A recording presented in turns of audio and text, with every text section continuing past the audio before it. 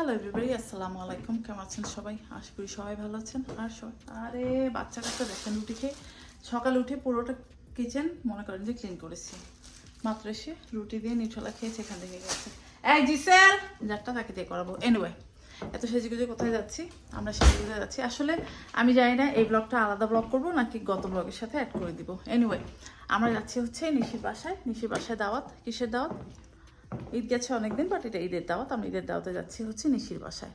তো এই হচ্ছে কাহিনী। সেই জন্য শাড়িটা পরেছি। এই শাড়িটা অনেকদিন আগে কিনেছিলাম, বাট পরা হয়নি। তো আজকে ভাবলাম পরিয়ে ফেলি। দাঁড়ান দেখাই, এখান থেকে দেখা যায় কিনা জানি না। এই যে এই হচ্ছে শাড়ি, গ্রের মধ্যে পিঙ্ক আর মানে কাজ করা আছে, সুন্দর। এই যে ঠিক আছে, দেখা যাচ্ছে কিনা জানি না। এই হইতে আছে গিয়া আজ্জার লুক।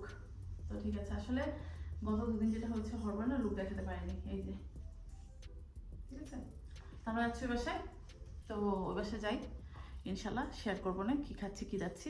আর যদি ভুলে যাই, ইদানিং যেটা হয়েছে আড্ডায় পড়লে না সব কিছু ভুলে যাই। এই হচ্ছে কাহিনী। আর দেখেন, এটা একটা নতুন মুলতানি পড়েছি, নতুন একটা পেজ। যদি কেউ জানতে চান কি পেজ, কমেন্ট করবেন, তাহলে বলবো। এর আগে বলবো না কোন পেজ। নতুন একটা পেজ, ভালো ভালো কালেকশন আছে। তো যদি কেউ জানতে চান কোথা থেকে কিনেছি, তাহলে আমাকে কমেন্ট করবেন, আমি বলে দেবো। এই হচ্ছে কাহিনী। তো চলেন, দেখা হচ্ছে পরে। তো চলে এসেছি অলরেডি। অনেক মানুষের মানে এসে গেছে, মানে একবার হেভি কঠিন দেওয়া। জলি সুন্দরী শাড়ি পরেছে। হ্যাঁ, তো আমরা একটু খাবার দাবার নেই, তারপরে কথা চলে। এসেই মনে করেন খাওয়াতে ডাইভ দিয়ে পড়ছি। এসেই খাওয়া ডাইভ দিয়ে পড়ছি। চলেন, তো আমি বাচ্চা এলাম। তো ঠিক আছে, চলেন খাবার দাবার কি করেছে দেখাই। দেখি বাবা, এ হচ্ছে ফারজানা। হ্যাঁ, গরুর মাংস। হাই বলো। হ্যাঁ হ্যাঁ, আমি সল্লেজ লতিফ। হ্যাঁ, গরুর মাংস না না জলে। গরুর মাংস, বাটার চিকেন, অনেক খাবার দাবার এখানে দেখলেন। লুনা খাবার দিচ্ছে।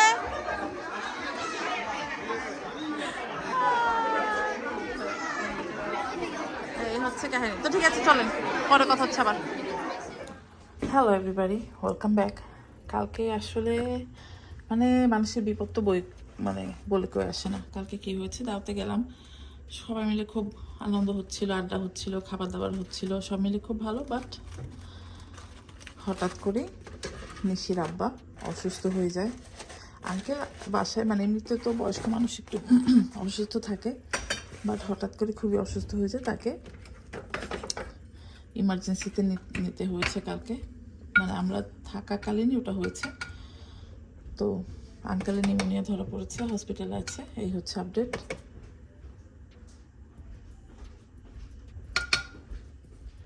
তো এই হচ্ছে আপডেট, হসপিটালে ভর্তি করেছে।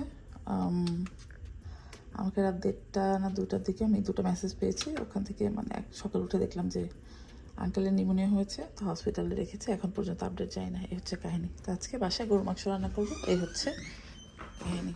কফি টফি খেয়ে চলে এসেছি। আর যেহেতু কোরবানির মাংসের পরপর কোরবানির মাংসের মানে গরুর রেসিপি হবে, এটা হচ্ছে আমি অনেকটা নেই, যে যতটা দেখছেন ততটা গরুর মাংস নিয়ে নিয়েছি। এই যে গরুর মাংস আমি এই যে এরকম তেহারি কাঠ যেটা আছে, তেহারির মধ্যে যে দেয়, এরকম পিস করে নিয়েছি। ঠিক আছে, এটা দিয়ে আমি রান্না করবো হচ্ছে চিলি বিফ। অবভিয়াসলি আপনাদের মাথায় আসছে চিলি বিফ এরকম না, এই সেই।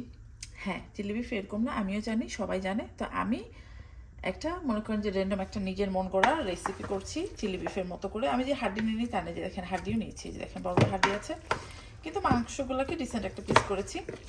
তো এটার মধ্যে আমি কি কি দিচ্ছি সেটা দেখাই। আগে বললাম মন করা রেসিপি, কারণ না এই দাঁড়া একটা চামচটা নিয়ে,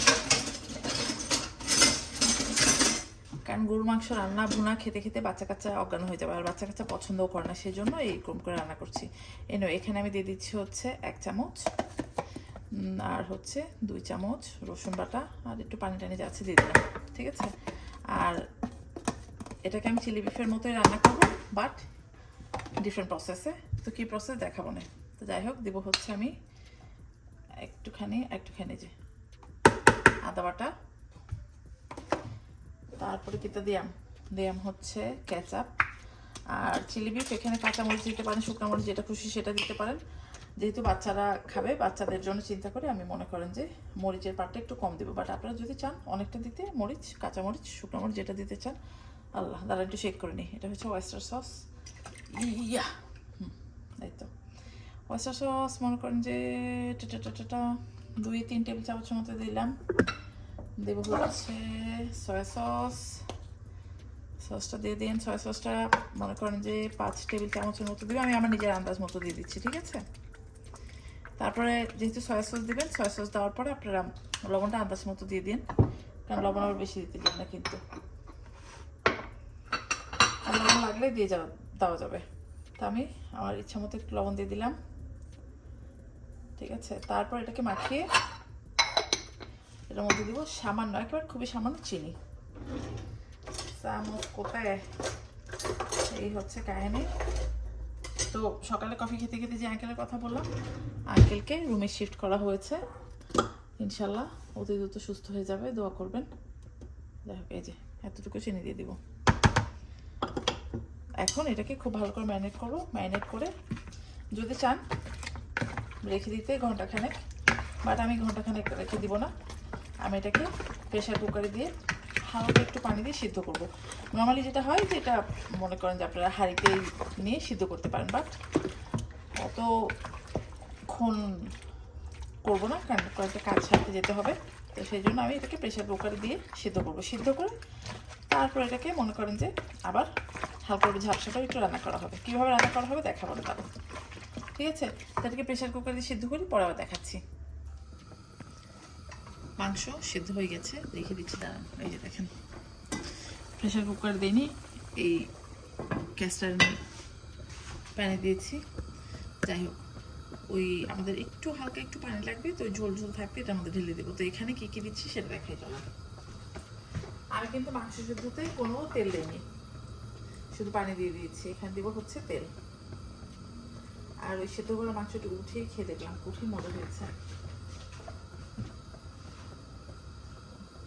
তার মধ্যে তেলটা গরম হয়ে গেলে দেবো হচ্ছে শুকনো মরিচের ফোড়ন, ঠিক আছে? জাস্ট ফ্লেভারের জন্য।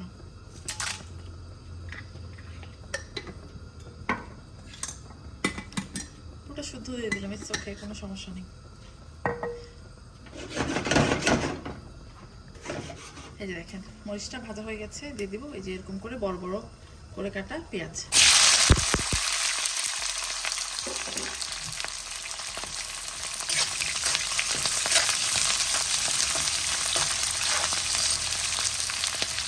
পেঁয়াজের সাথে গাজর দিয়ে দিব। গাজর দিয়ে দিচ্ছি, যদি চান বেল পেপার দিয়ে দিতে পারেন, ক্যাপসিকাম, বাট গাজরটা দিলে ভালো হয়, বেল পেপারটা মসি হয়ে যায়। আগে বললাম এটা কিন্তু চিরাচরিত চিলি বিফের মতো হবে না।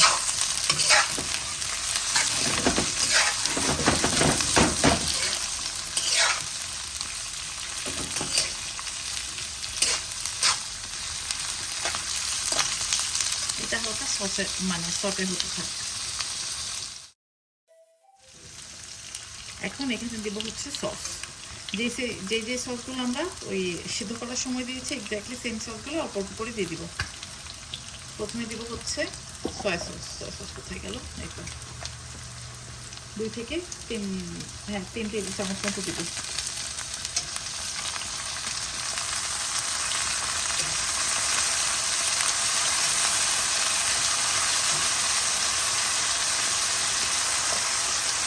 ওয়েস্টার সস দিব।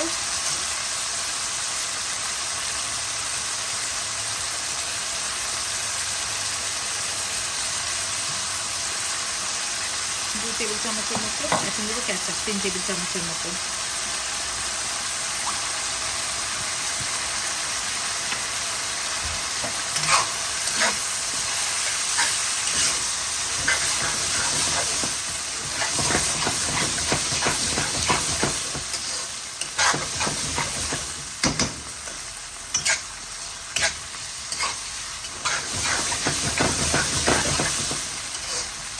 এখন মাংসটা ঢেলে দিব। আমাদের বিফটা রেডি। আমরা জাস্ট একটু ফ্লেভার জন্য কাঁচামরিচ দিয়ে দিচ্ছি, ঠিক আছে? আর আমি যখন শুকনো মরিচ দিয়েছি তখন যদি মনে করেন প্রপার ঝাল খেতে চান, শুকনো মরিচগুলো মাঝখানে ছিঁড়ে প্রথমে আগে তেলের মধ্যে ফোড়ন দেবেন, তারপর পেঁয়াজ দেবেন, দেখবেন ফ্লেভার টোটালি ডিফারেন্ট হয়। আর আমি এই যে ঠিক এরকম নামিয়ে নেব। এটা ভাত দিয়ে খেতে পারবেন, কিন্তু আমার মায়ে বলেছে পরোটা দিয়ে খাবে। আমি জানি অনেকেই কমপ্লেন করবেন এই চামচের শব্দটা ভালো লাগছে না, বাট এই কড়াইতে আপনি এই মানে বাংলাদেশি খুন্তি দিয়ে নাড়তে পারবেন। জানি না সাউন্ড মানে সাউন্ডটা অনেকের সেন্সরি প্রবলেম থাকে সেই জন্য পছন্দ করে, বাট আমার সেটা হয় না। ঠিক আছে, এই হচ্ছে লুক। এটাকে এখন সার্ভ করবো না, এখানেই থাকবে। তো ট্রাই করতে পারেন। চিরাচরিত যে একেবারে একঘেয়েমি ওই কাটা মশলা বাটা মশলা এইভাবে বিফ খেতে হবে এমন কোনো মানে নেই। এই যে এরকম করেও খেতে পারবেন, মজা লাগে, একটু ডিফারেন্ট।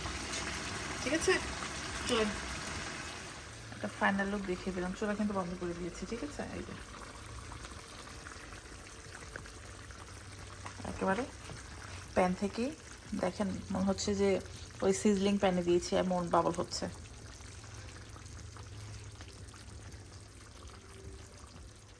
বিফটা খেতে যে কি মজা হয়েছে কিভাবে বোঝাবো, এটা দেখিয়ে কেন বিফের কথা বলছি। তো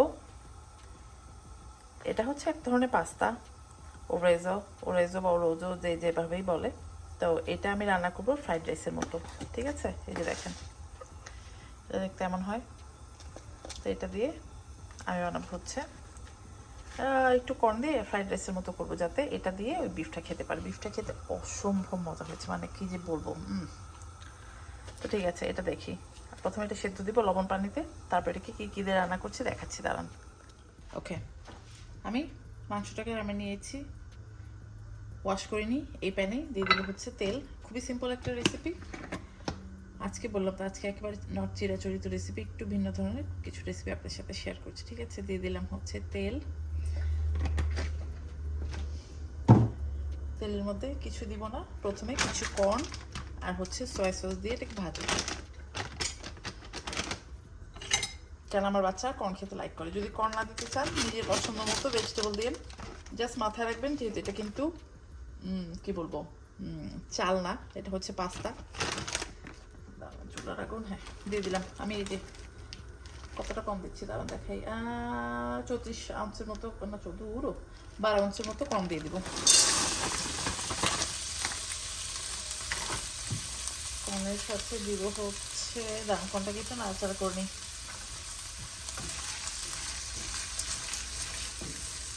দিবাম লবণ,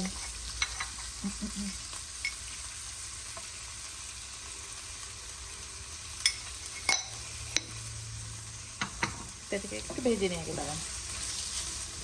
কর্নটা ভাজা হয়ে গেছে, এখন দিয়ে দিব হচ্ছে পেঁয়াজ।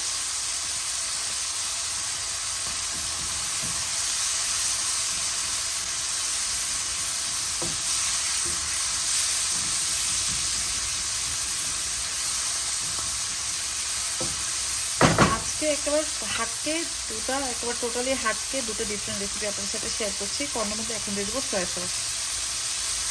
সয়া সসটা মনে করেন 4 থেকে 5 টেবিল স্পুন দিয়ে দিব।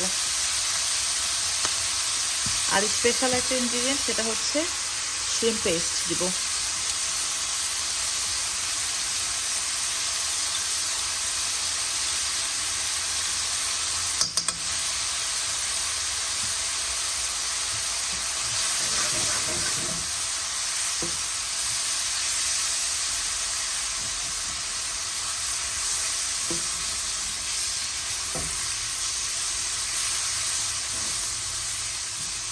চুলার আঁচ কিন্তু হাই হিটে আছে। ঠিক আছে, এখন দিয়ে দিব আমাদের তারকদার সেও ওরেজো পাস্তা, এই দিয়ে দিলাম।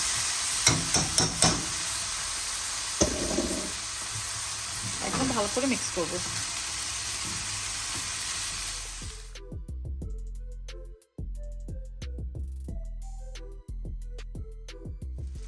আমাদের পাস্তা রাইস রেডি।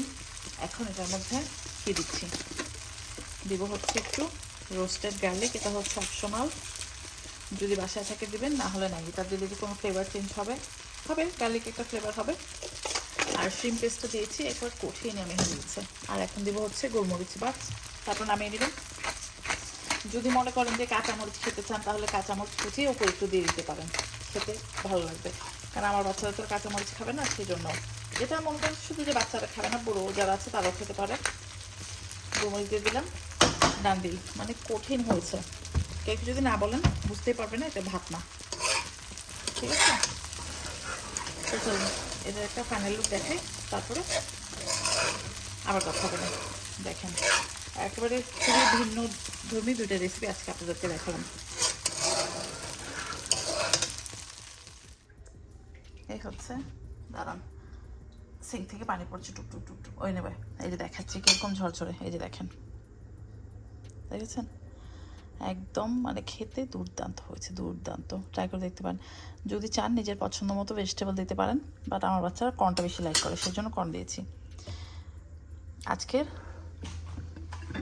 এই দুই রেসিপি কেমন লেগেছে অবশ্যই অবশ্যই অবশ্যই জানাবেন। একেবারে টোটালি ডিফারেন্ট ধরনের দুটো রেসিপি দেখালাম আজকে, দুইটাই দুর্দান্ত ইয়ামি হয়েছে। এটা তো কঠিন, এটাও একেবারে কঠিন। গেস্ট যদি আসে না বাড়িতে করে খাবেন, অজ্ঞান হয়ে যাবে, এত মজা হয়েছে যে বুঝতেই পারবে না কী খাচ্ছে, যে এত ইয়ামি খাওয়া জীবনে খাইনি। একদম মানে নর্মাল ওয়েতে দেখিয়ে দিলাম, একেবারে যে কঠিন কোনো রেসিপি হাঁকি ফাঁকি দেখালাম তাও না। এটা ট্রাই করবেন, এটা খুব ইজি। ঠিক আছে, চলেন দেখা হচ্ছে নেক্সট ব্লগে। টিল দেন সবাই ভালো থাকবেন, আল্লাহ হাফেজ। ব্লগটা এন্ড করেও এন্ড করা হচ্ছে না, কেন হচ্ছে না? বসে বসে একটু বাইরের দিকে তাকিয়েছিলাম, হঠাৎ এটা আমি অ্যাকচুয়ালি গত রাতে নোটিস করেছি, আমার বার্ড যে ফিডারটা আছে ওটা না অনেকটা খাবার দিয়েছি। সকালে উঠিয়ে দেখি এক বার্ড ফিডার খাওয়া একেবারে শেষ। আমি না খুবই চিন্তাতে আছি যে রাতের বেলা কে খাচ্ছে, চিকপাং খাচ্ছে, মানে আমার মাথার মধ্যে নানাবিধি টেনশনে ঘুরছে। তারপরে এই যে চোর পাওয়া গেছে, কিন্তু এটা হচ্ছে, এটা রিয়েল চোর না, রিয়েল চোর হচ্ছে আই থিঙ্ক চিকমাং বা অন্য কিছুতে খেয়েছে, বাট উনিও খাওয়ার চেষ্টা করছে। উনি খুব ট্রাই করেছে এখানে সেখানে সুইংয়ে, মানে সে এতটাই বীর সাহসী, সে কিন্তু মনে করেন যে ওই চেয়ারের উপরে দাঁড়িয়ে যে জাম্প করে ওই বার্ড ফিডের উপর যাবে সেই সাহসটা সে করতে পারছে না। তো এটা আমার কাছে খুবই ফানি লেগেছে, চোর ধরা পড়েছে, তো ভাবলাম আপনাদের সাথে এটা শেয়ার করি। এই হচ্ছে কাহিনী। যাই হোক, এইবার একদম ব্লগ এন্ড, ইনশাল্লাহ নেক্সট ব্লগে দেখা হবে। টিল দেন সবাই ভালো থাকবেন, আল্লাহ হাফেজ। আর ইদানিং যে কী হয়েছে, ব্লগ শেয়ার করতে না ভালো লাগে না, আপনারা আমাকে একটু এনকারেজ করেন তো, তাহলে ব্লগটা শেয়ার করতে পারবো। চলেন দেখা হচ্ছে, বাই।